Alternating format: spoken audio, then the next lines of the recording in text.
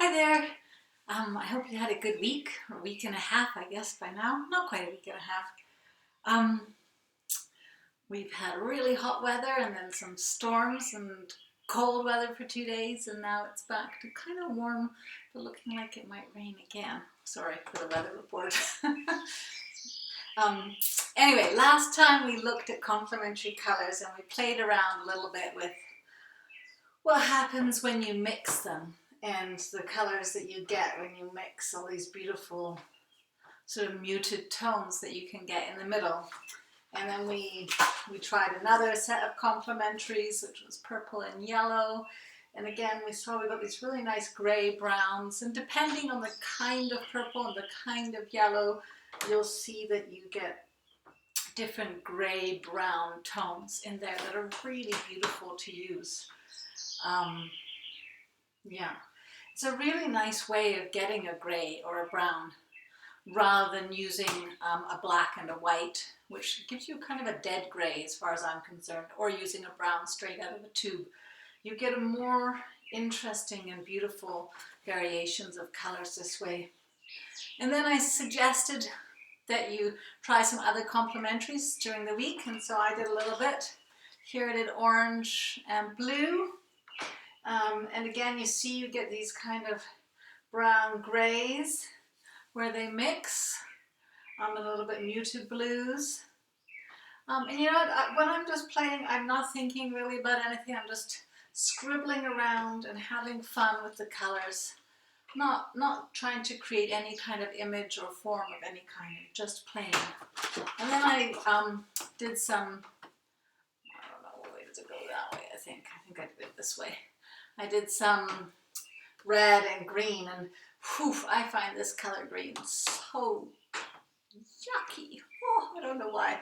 But anyway, I do like what it does when it mixes with the red. I mean, look at that beautiful dark color that you get. It's almost a black. And yeah, I recommend, don't have to listen to me of course, but when you're doing a drawing or a painting, just to get rid of your black paint or your black pastel and try and make a black. It will be a lot more alive than any black that's straight from the tube. It will read as black, and it will have a different character. Okay, so that's what we did over the week. Hopefully you also played around and had some fun. Oh, I also tried mixing a little bit of just sunflower seed oil, and it makes the pastels move, but it also soaks into the paper, so pros and cons to that. You could give it a try if you like. And then today I thought what we'd do, you can see I've got some apples. I thought we'd look at doing a little still life. Now I don't want to look at the color of our apples, and I'm not really interested in trying to do an exact representation of the apples. What I want us to do today is to start training our eyes and I guess our brain to see things in different ways. A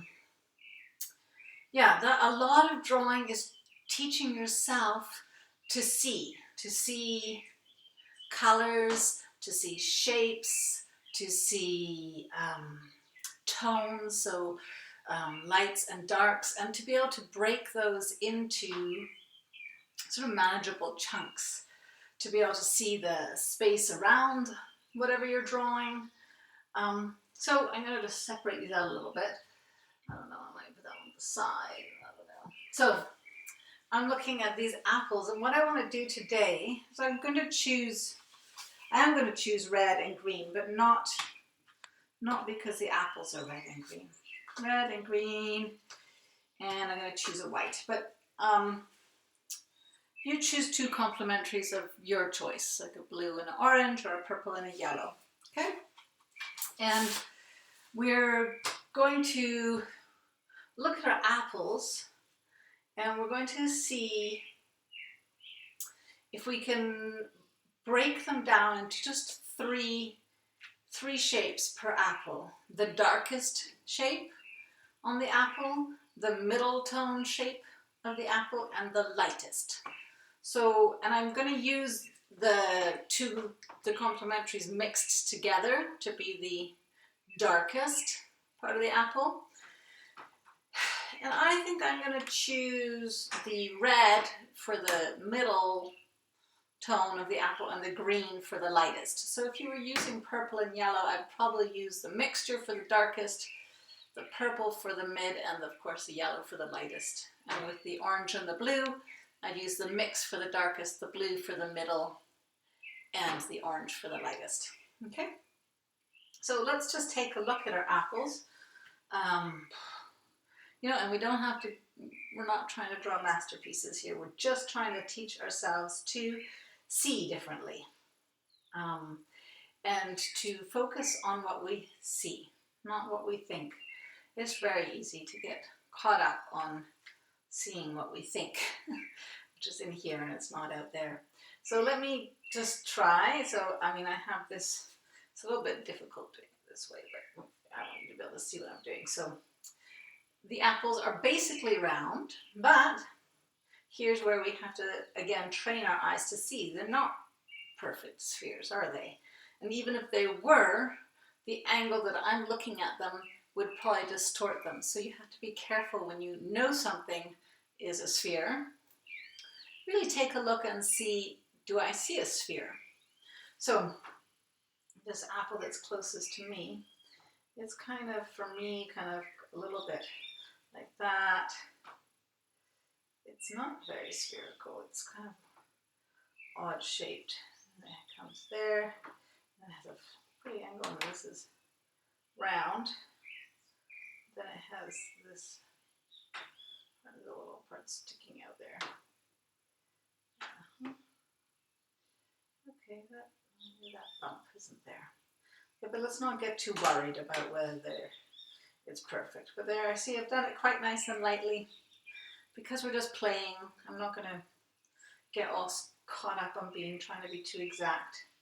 And then if I look over, here's the other apple, and it kind of comes out like that, that.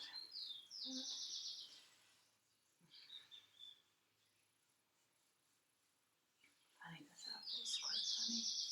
There, like that, and then this part is here, and it has a little stem coming out like that, and then this apple beside it, and I'm not going to pay any attention to whether these are red apples or green apples. So this is where it's pretty, and I had cut a piece out because I was eating this apple, so I can see, I don't know if you can see that, but I can see that from where I'm standing, like that.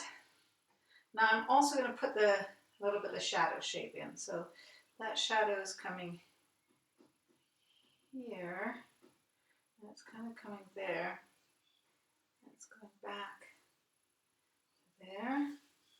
This one starting here, it's going off. Ooh, and this one, where does it start here? And it's kind of going like that. So I kind of have my apple shadows and shapes, so I'm not being too worried about them. Got them just loosely sketched in. Okay, so now let us try and divide this into our shapes. Our darkest, our middlest, and our lightest. So on this apple, there's not too much really dark. It's mostly mid and light. But here, where you can't see, here is some dark. So I'm just going to put the green in, I'm going to come with the red after. A little bit here is dark, and here is quite dark. There, a little bit here. Now, of course, the shadow is quite dark, so but it gets lighter as I go away. So just like that. Okay, now on this apple, this red one is casting a shadow, so actually I see this really nice, pretty dark patch right there. And it's very dark in here behind my stem. Now here's the trick. Sometimes when we see a stem, we put the stem in really dark. But actually, if I look at it, the stem is lighter than the apple is behind it. So that's where we have to start remembering to really observe rather than what we think, because we're tempted to draw the stem in a dark color, but if I look at it just in a matter of what's lighter and darker, it's lighter than the apple behind it. Now here also I've got a bit of a shadow shade that's quite dark. Do that, and then I'm going to do the shadow underneath the apple, nice and dark. And I'll have to do some light in there, so it gets lighter as it goes away. The shadow here is lighter than the apple that's in front. Okay, now my red apple. I'm not going to think about red, I'm just going to think about where's the darkest. So the shadow underneath is definitely dark in there where I cut a chunk out. And it gets lighter as I go away. This part of the apple, sort of a dark shape here. A little bit there. Okay, so there we go. Now I'm going to put the red over that so that we can have a marker where our darkest is. Put that because I'm making the complementary color is going to be our darkest parts.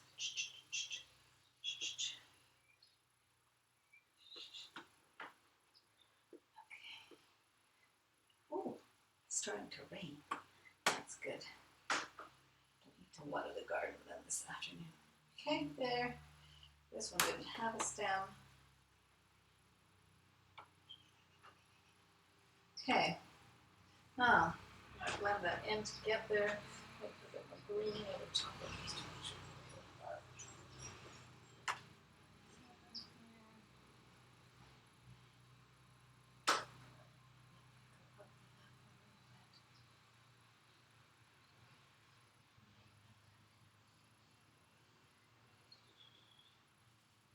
Yeah. Now, I'm going to have to come in and lighten up a little bit. I've gone a bit crazy with my dark, but anyway, that's okay.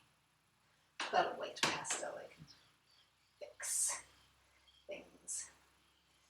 Be brave with your darks. Little drama in your piece. That is a good thing. This apple.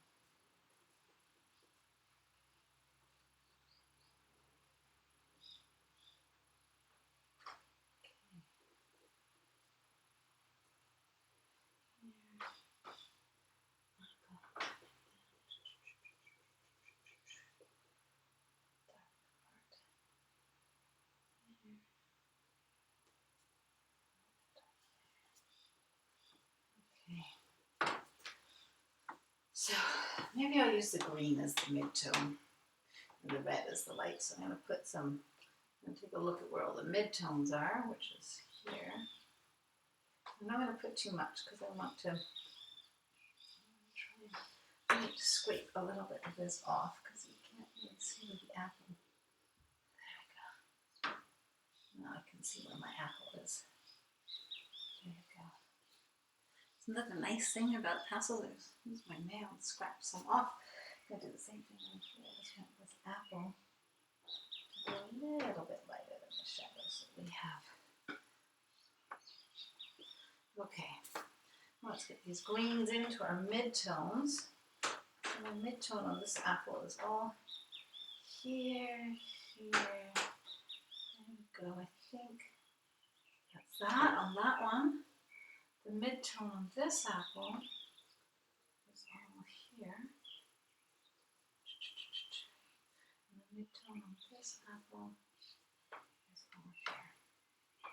Okay, so that's when this stem is actually pretty mid-tone-ish.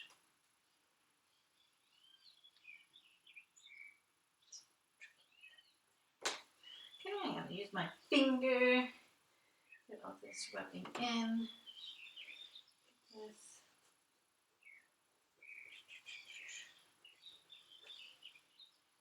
Fly, you're not helping you. Okay. And don't be afraid if we've lost the apple. I don't feel like mine really look like apples right now. It's okay, it's all good.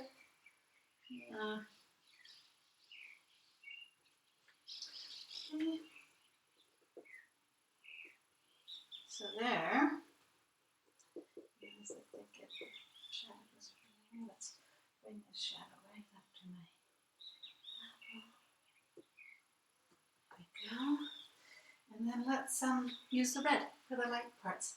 I'm just going to put a very little bit on so that we kind of can see the white of the paper through. So there we go. A little bit of red in the highlights. Sorry, I like to make my sound a little, my finger dirty. I'm going to use the pastels. There we go. A little bit of red. A little bit of red.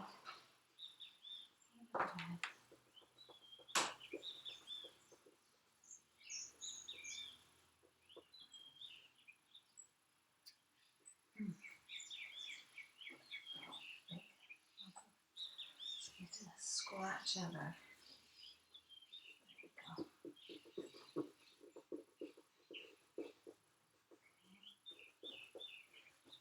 Okay. Now where's our white? Let's come in our white and just blend this a little bit so it's a little bit nicer. Get rid of that line there, and let's just take a look. This is a little bit lighter. Like that. Like that. Okay.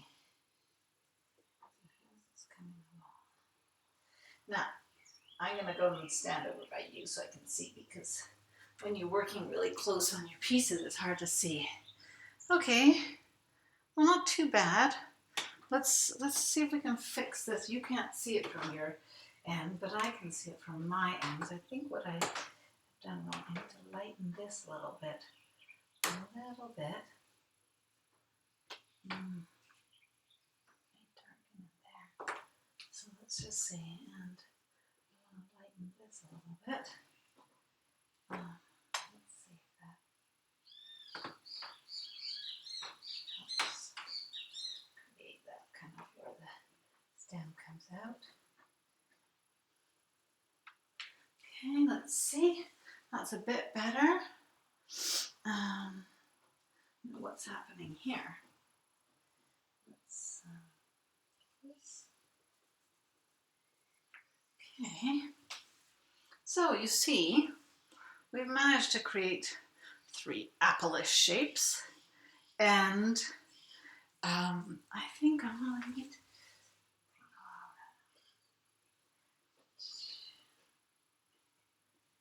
Okay, now we have to make a decision.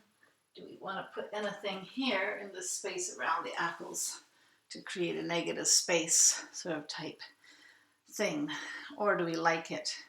Now this apple feels like it's floating a little bit. I'm going to bring the shadow just a little bit closer in. Let's see if that, does that help? Yep, that helped. Okay. So you can see just with our white and a red and the green, we've managed to create a really interesting little composition here. Let's just try and get that stem a little bit more. Is that better? Okay, of course the stem has to be a little bit darker where it goes in. Okay, I'll stop futzing around. And there you have it. A little exercise for you to do once or twice, or just apples are great because they're sort of spherical, and get used to seeing if you can break it down to the dark shape, the mid shape, and the light shape in your apple, and just practice using. You don't need to use complementary colors. You can use 3 other colors. You could try doing them in a monochrome, so a light blue, a mid blue, and a dark blue, and just see how that is. I just like playing with complementary colors because I really like the darks that they create by mixing them. Okay, so for next class, um, I want to give our pastels a little bit of a break and do a little bit of collage work. So what I'd like to get you to do, as well as fiddling around and doing these fun things, I would really like you to keep your eyes open whilst you're out and about and start collecting stuff. Here, I'll just show you. I've been doing these little things. This is a bit of text from a book, and I know it's a bit sacrilegious to rip up books, but it was a good book. I read it, and then I thought, well, I'm going to use it for something else. This is an old bit of paper that I spilt some tea on, and then I went and had a lot of fun getting it really brown with the tea. There's a bits of chips of mica. There's a lot of mica in the soil here. And this was a serviette that I got in a restaurant, and I thought it was so pretty, so I brought it home and I took the butterflies out. I don't know if I have, so look for little pieces of metal.